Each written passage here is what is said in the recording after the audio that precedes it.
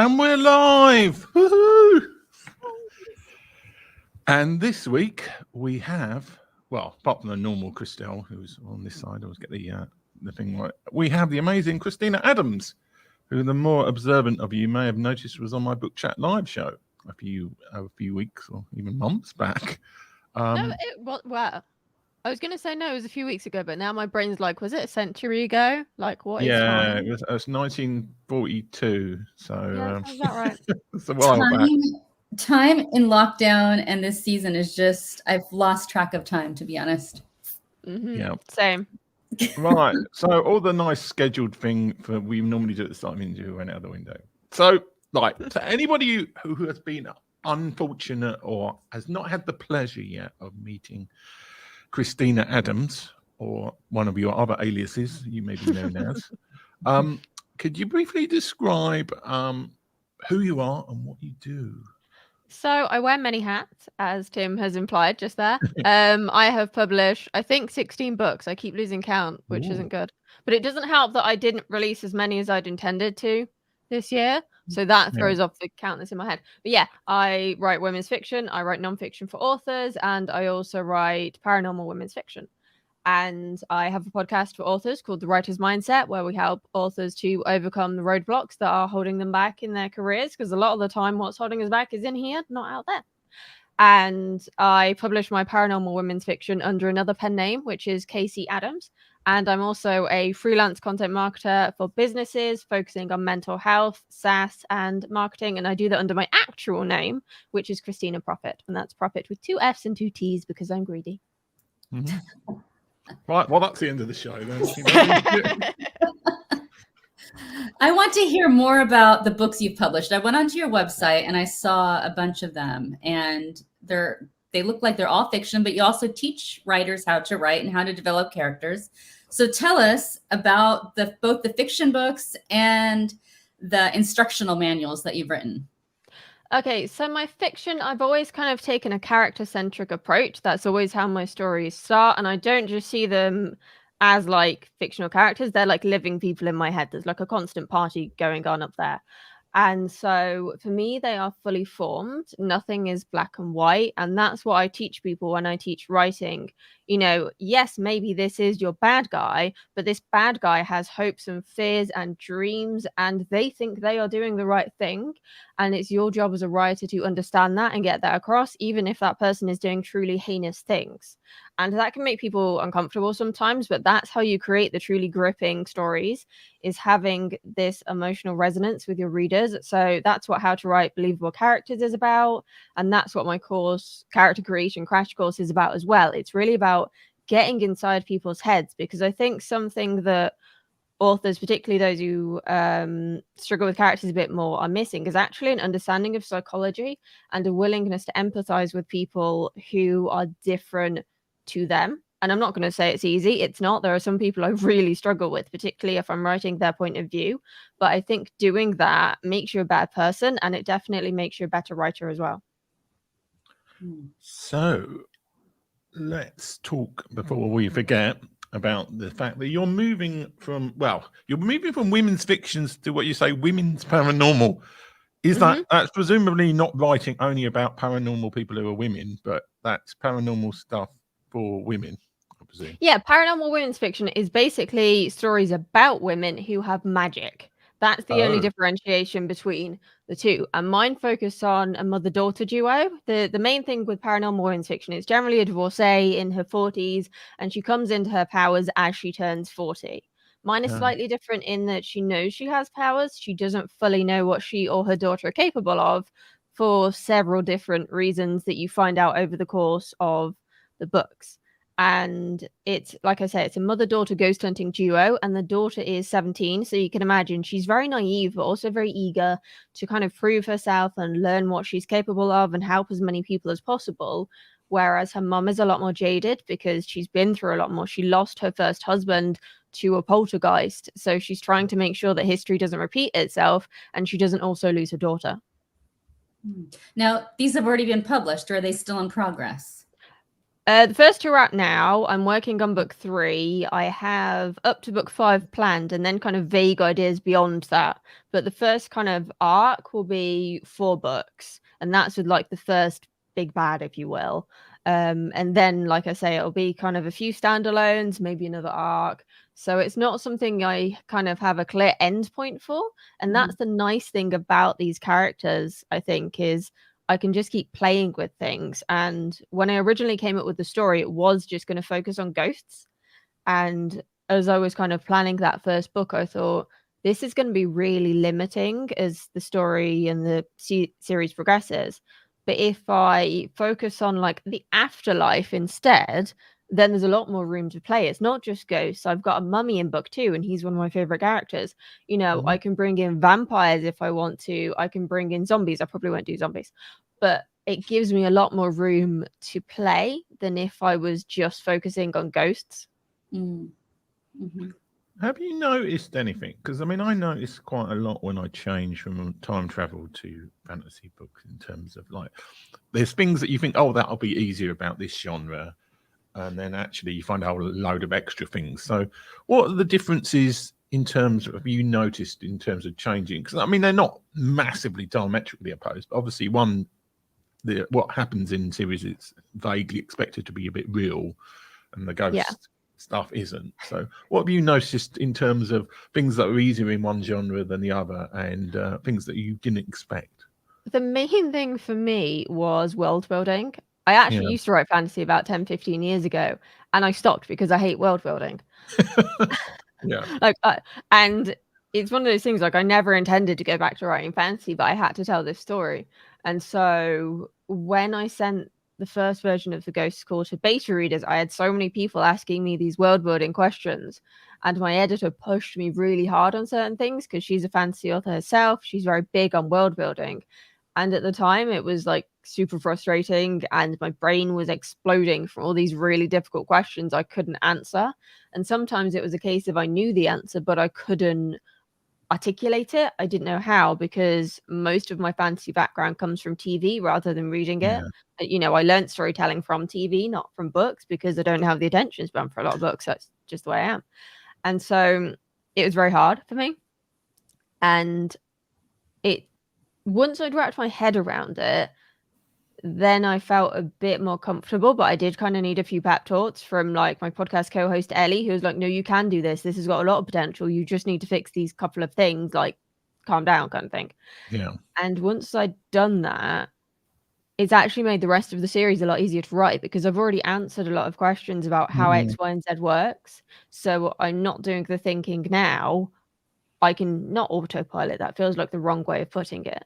But it just makes the process faster and requires less brain power now, because I used that brain power back in February. Do you connect deeply with all of your characters?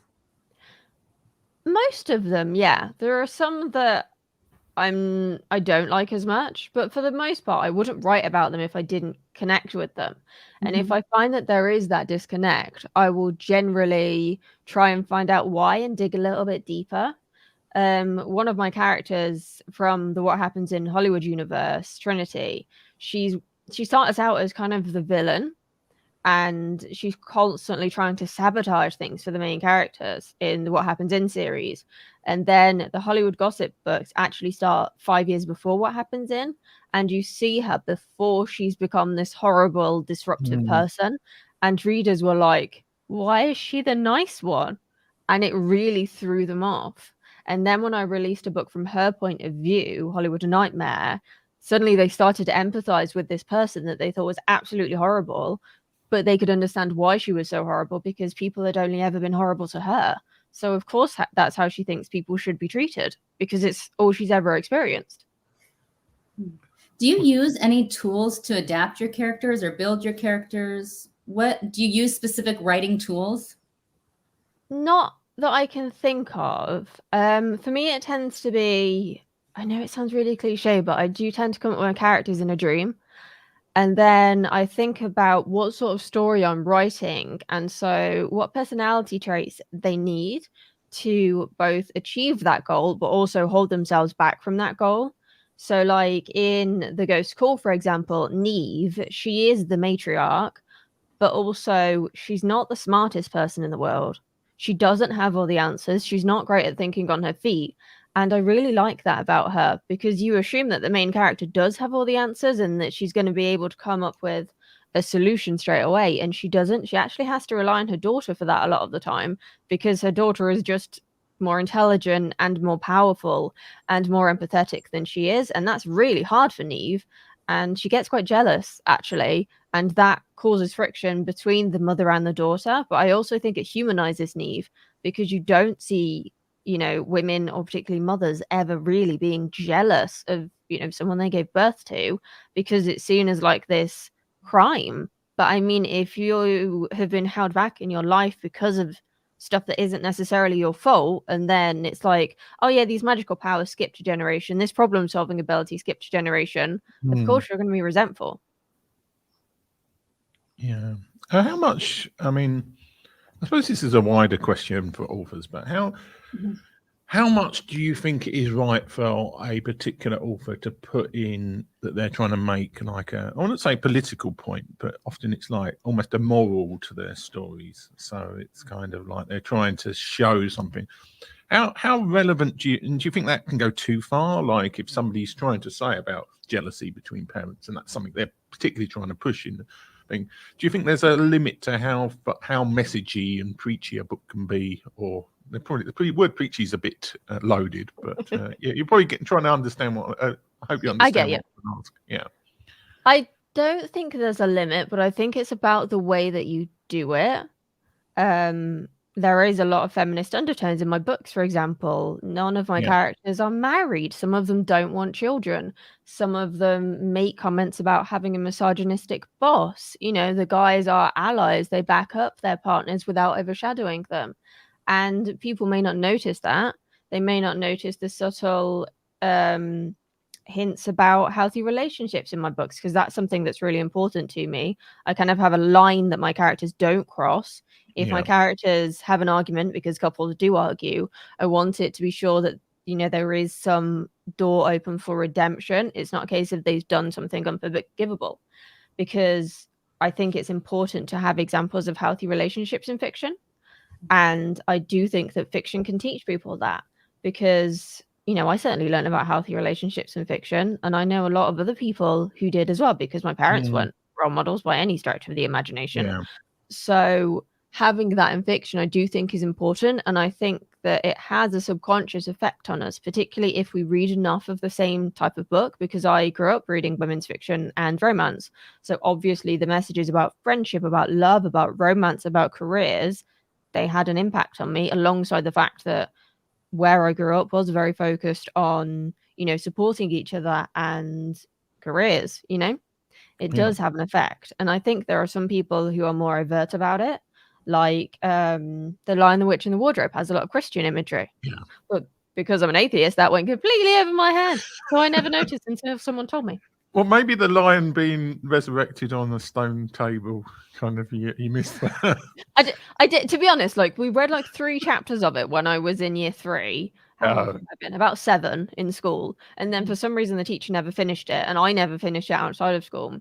And then I watched the film, but because of my attention span, I think I just didn't pay that much attention to it. So I didn't notice the imagery, because I wasn't dissecting stories at that young age, and I've never really revisited it as I've kind of gotten a deeper understanding of storytelling and story structure. But I think some authors will always be more overt about it, but there is no way to avoid your thoughts and feelings and beliefs from making their way into it somehow, whether you are writing about a character you disagree with and your disapproval, shall we say, comes across, whether that's through the narration style, or it's through the response of another character, or it's the case of the way characters interact with each other. Sometimes it's only one line that may go over some people's heads. Others may notice a difference. But I do think it's unavoidable, because it's a part of you at the end of the day. Every story you write is a part of you. And even if your opinions or your beliefs change over time, that book is almost like a time capsule of who you were at that time. I reread my first book, What Happens in New York, recently, and it was so weird going back to something that I wrote 5-6 years ago, because I was a different person then, but it allowed me to see it very, very differently than I had when I was 25, 26, and kind of in the throes of it and overthinking it and panicking and all these things that first time authors get. And just being able to go back and view it more objectively allowed me to go, oh, okay, now I get why they like that bit. Now I get why this character is popular. It wasn't just me making assumptions based on what I thought about the stories or how I wanted people to interpret them. Yeah. What has inspired your story writing? I think I read somewhere that some of them you were inspired by maybe television series, or what inspires your characters? The characters tend to come out of random places in my head. I know that sounds really vague, but because I've been doing this for so long, my brain just kind of starts with like a line of dialogue or an event, and then they just evolve over there. But their sort of beliefs and approaches and relationships are often inspired partially subconsciously by the things I grew up watching and reading. Like I did a blog post recently, which is probably what you're referring to, on Charmed and why I love it. Yeah, and it's like what was it? 3,000 words long or something daft. It might be 4,000. It's the longest blog post I've ever written. And I only dissected like the first 6 episodes of season 1. But I looked back on it and I was like, now I understand why I do these things, why I say these things, because I was at a very influential age when I started watching it. I was 8 years old. And so, you know, you look back at the early episodes where like Prue is making a comment about how women should focus on what they want compared to what a man wants. And back then, women's magazines, the covers were all about how to please your man. That makes a difference. She makes another comment about weight loss and the industry being a joke. And there's a poster in one of the scenes in the police station about domestic violence. And these are very subtle things that we may not consciously pick up on when we're watching it and not analyzing it. But I do think that they have a subconscious effect because they just kind of open that door. And the more things you watch and consume that are along that same line, the kind of further the door opens, particularly when, like I say, you're at an impressionable age like I was. Yeah, I love Charmed. I kind of ended up watching it. I think I ended up watching it on Channel 5 for some reason when it was replayed quite a few years after it was watched. And I was like, oh, yeah, I really like this. Yeah, Channel 5 had it from the get-go, and then season 8 took over for season... No, Channel 4, sorry, took over for season 8. And now I honestly can't keep up. It's on like... What's the music one for Channel 4? It's on the... E4, probably. No, the music one. Not E4, the music version. 4 Music, that's it. They flip. Yeah, no, it's not a music channel anymore. It's a music channel like MTV is, or VH1.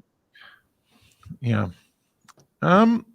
So, I did have an exciting question, which I've totally gone out of my mind now. But that's so exciting. It was so exciting that mental health. That's what I was going to talk about, because you would consider yourself, I suppose, a mental health advocate. Is probably the best term.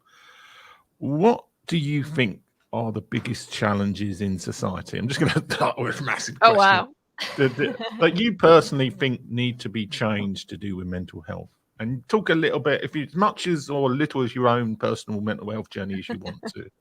That's such a hard, complicated question. I think the biggest challenge is actually that people go, yeah, I'm supportive about mental health. I'm there for you, blah, blah, blah, particularly businesses. And then you tell someone you have a mental health condition and they just clam up or shut down, or they're like they're completely useless. They're just a chocolate teapot. And it's one thing to say it, and I think a lot of businesses do say it. I think most of them don't know what it means. Yeah. And that's the difference is, yeah, okay, you have to say it, but you have to understand how to support someone with depression, how to support someone with anxiety, how to support someone who's neurodivergent, who has chronic pain. And that's a lot of stuff to juggle, I'm not going to lie, but it is as simple as understanding someone's experience is different to yours and not just viewing the world through your own lens. Take off those rose-tinted glasses and understand the world doesn't revolve around you. Everyone has different experiences. Everyone's past influences their present and their future. And so just because you have a very clear-cut view of the world, that doesn't mean everyone else does, or vice versa. And I think there's more stigma out there than people think there is as well. It's still hard for people to talk about mental health issues. I still feel uncomfortable talking about my own issues, but I do it because I think it's important. And I have a lot of my readers, particularly of my nonfiction, say that they do come to me because I'm open about my experiences. And that means a lot to me. And that encourages me to keep talking about it. And one of my clients, I often write about how HR companies and businesses can manage these kind of murky waters with their clients and their employees, because there aren't those guides out there. And I'm sorry, but I find a lot of the guides that do exist a bit wishy-washy. Like, unless you're looking at a mental health charity like mine, for example, the content isn't in depth enough to be actually useful. It's just, yeah, you should do this, you should support your employees, but how do you do it? It doesn't talk about the importance of listening, because sometimes that's all someone who's having a rough day needs. It's not about problem solving or finding a solution. It's just shutting up. And businesses find that really hard because most businesses are there to solve a problem. Most managers are there because they're good at problem solving. But listening is a skill that is sadly lacking in a lot of people. And I'm not going to lie, I'm not that great at listening. I'm terrible for interrupting people. But I'm teaching myself not to, so that I can be a better friend and a better person.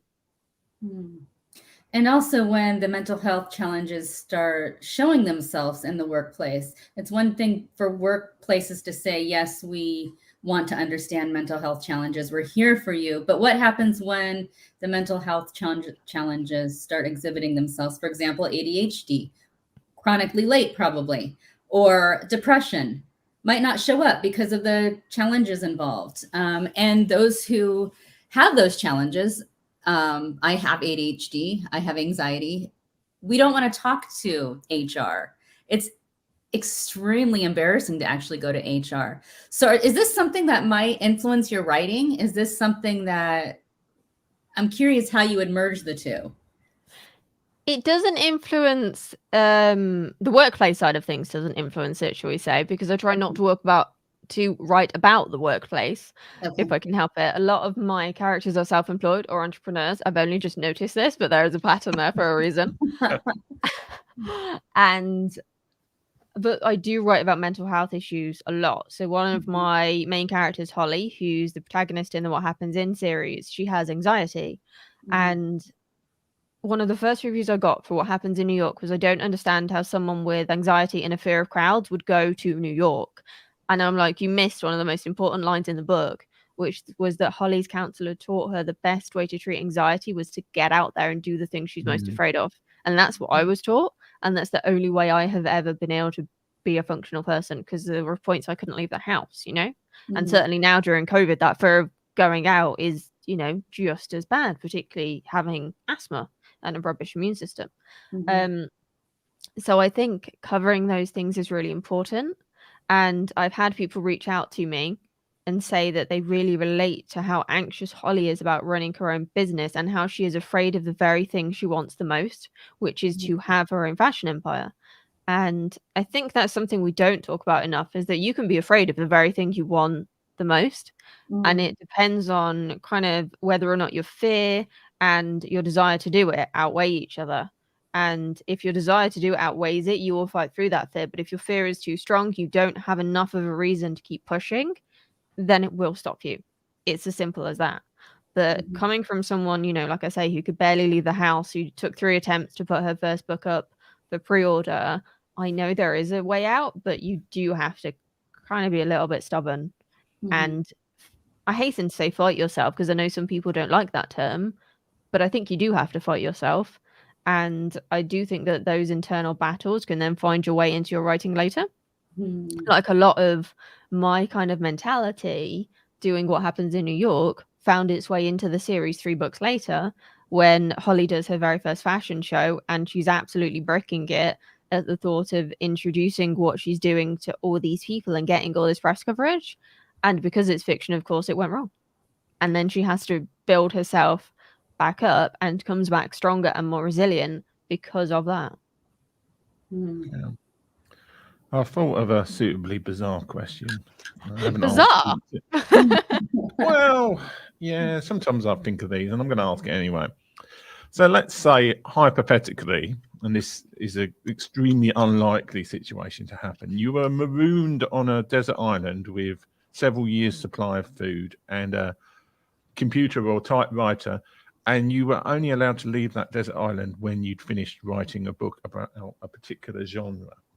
What would be the genre you would most like to write a book about, and all the way to what would be the like if they said you had to write this genre, you'd be like, I'm stuck on this island forever. That's So actually a really easy genre? question for me. That's a really easy question. Yeah. The genre I enjoy the most at the moment is paranormal women's fiction. I am loving writing the Afterlife Calls series. It's kind of my comfort at the end of the day. And it's really nice when readers say the same thing to me, that they find it comforting. The series was kind of designed to be like a warm hug. And you feel like you're a part of this really special community of people who are supportive of each other, even though they've got all these differences. And some of them are a bit less... they care less about other people, but they show that they care in weird ways. That's the best way I can come up with it. So yeah, paranormal women's fiction for me is what I love to read and write at the moment. And the one I would find the hardest would probably be sci-fi. Oh, okay. I watch some sci-fi. Star Wars is quite big in our house, but I couldn't write it because the writing style isn't really something I enjoy reading, and it's world building again. And also, because I worked with NASA as a child, I find sci-fi really hard because I'm constantly going, oh, that wouldn't happen. That's unbelievable. Oh, that, like, the logistics of it and making it... I like things that are grounded in reality, but also are a little bit out there, if that makes sense, which I guess is why I gravitate more to urban fantasy or paranormal women's fiction, because they're set in this world. But things that pretend to be set in another world, but then forget the laws of physics, I think that's when I have issues. And also anything with overly flowery language, just I don't have the attention span for that to read or write it. I get frustrated. Well, I've got to ask, what were you doing for NASA as a kid? It sounds. Were you some sort of like? Have you been in space or something? Like, I haven't been in space, unfortunately. Yeah. When I'm going to sound like a massive nerd now. When I finished junior school, which was I was 11, I was put into like it was, what was it called? 2 people were chosen from each local school, basically, one boy and one girl. And I was the girl from my school, and we did like a 2-week space school, and it was for the gifted and talented lot. So I was that nerd, and we worked. It was a program set up by NASA, but not directly with NASA. The first part. And we worked with the Space Center in Leicester.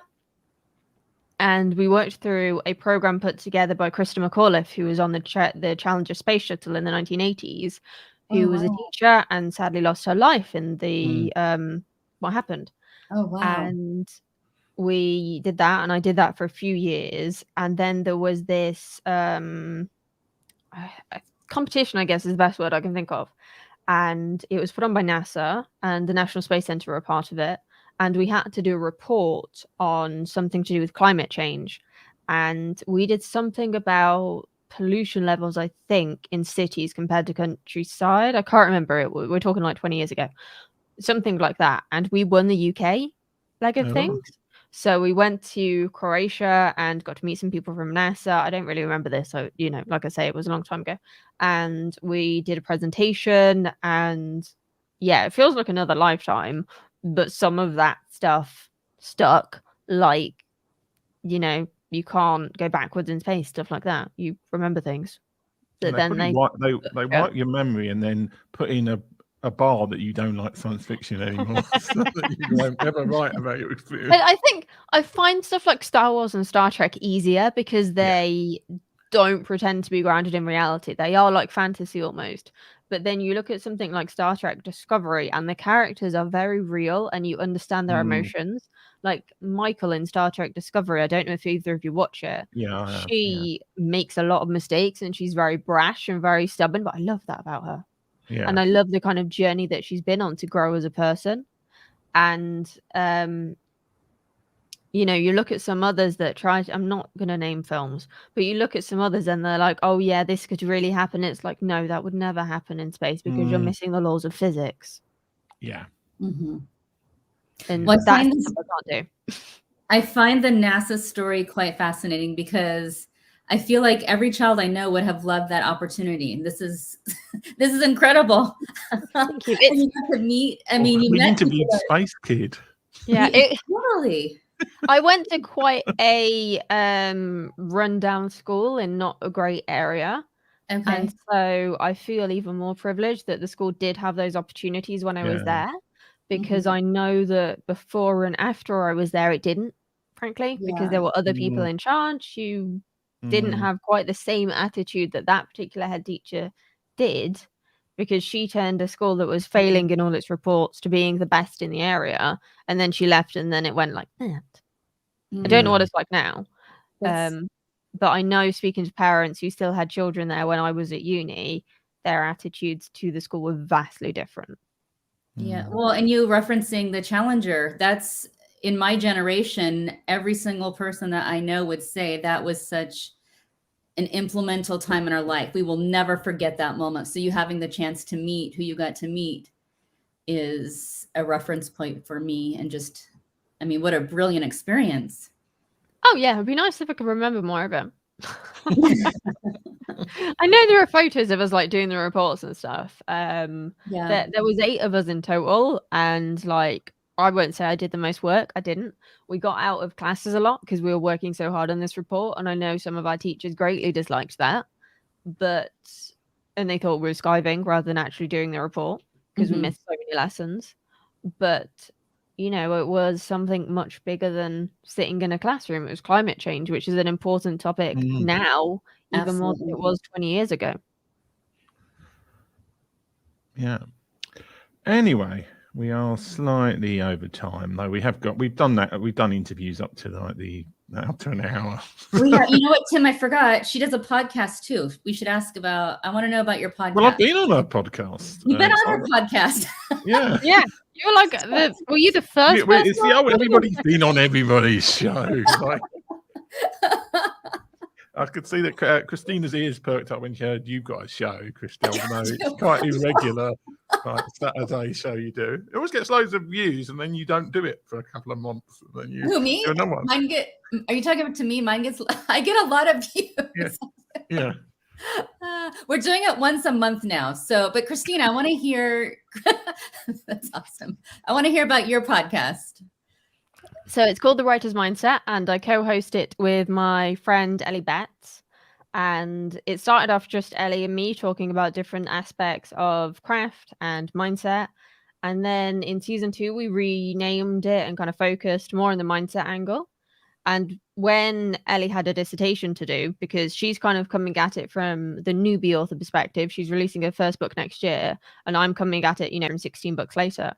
And so to give Ellie more time to finish her dissertation, I decided I would interview a bunch of people like Tim.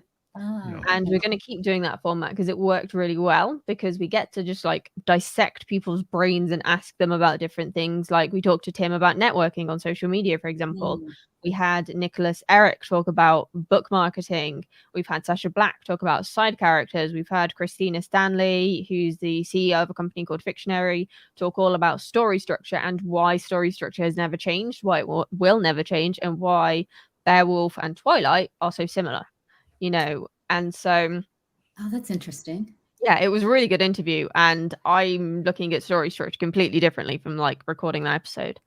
And it was, it's really nice to talk to people about these things and look at how understanding these things can impact someone's approach to writing.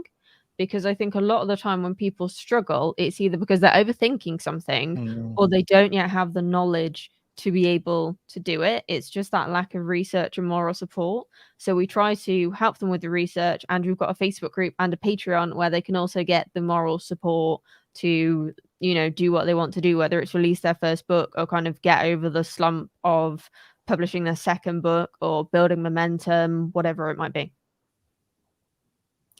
Awesome. What is it called again? Where can we find it? It's called The Writer's Mindset, and it's wherever you can find podcasts, and we're also on YouTube. And I post daily clips on YouTube as well. So I take snippets from the interviews and then put them up on there. And I need to go back and do some more, actually, because I haven't done the earlier episodes yet. So your face will be on our YouTube very soon, Tim. again. Oh yeah. Well, you'll be on. I haven't done clips on YouTube. I was thinking about. I might try them as YouTube short videos. Yeah, that's what we've been doing basically. Yeah. We tried it on Facebook, and on Facebook it just, I don't know why, but Facebook just killed the reach of it. It didn't do very well at all. We didn't really get any engagement. But on YouTube, we found it does get some reach, and it brings people into the longer episodes because they see like this 1 minute clip of a really useful tip. So then they want to watch the rest of it. And also because they're shorter videos, it brings more people in, and we've noticed more and more people are watching them over time. Yeah. Maybe I need to get all these thousands of clips I've got from this show on YouTube. Do it. That's awesome. Kristina, where can our viewers find you in general? What's your website, Twitter handle, all of that fun stuff? So my website is KristinaAdamsAuthor.com, and it's Kristina with a K, and you can find my fiction and nonfiction under there. My freelancing is KristinaProfit.com. And my stuff for writers, so there's like 300 blog posts, there's 50 odd podcast episodes, there's all the courses and stuff that we've done. That's at writerscookbook.com. And you can catch me on Twitter, which is Kristina Author, and everywhere else like Facebook, Instagram, I am Kristina Adams Author. Yeah. You can scan the QR code if you're watching on a television on YouTube. That's kind of the point. And that'll take you to my website, which has a link to her website and her Twitter handle. And hopefully. So, yeah. I know from Google Analytics there's about basically 1 or 2 scans per show. That's a cool idea. In it, so it's still really cool, and I like trying it out. It's fun and it works, so it makes it easy. Well, thank you, Kristina, for being with us. This was fascinating. Yeah. It's been fun. Yeah, I always screw up the ending because I never really know how to end things. So what I'm going to do is just play the outro and say goodbye to everybody in the meantime. Goodbye, everybody. Thank you. Thank you, viewers, and Kristina and Tim. Thank you always.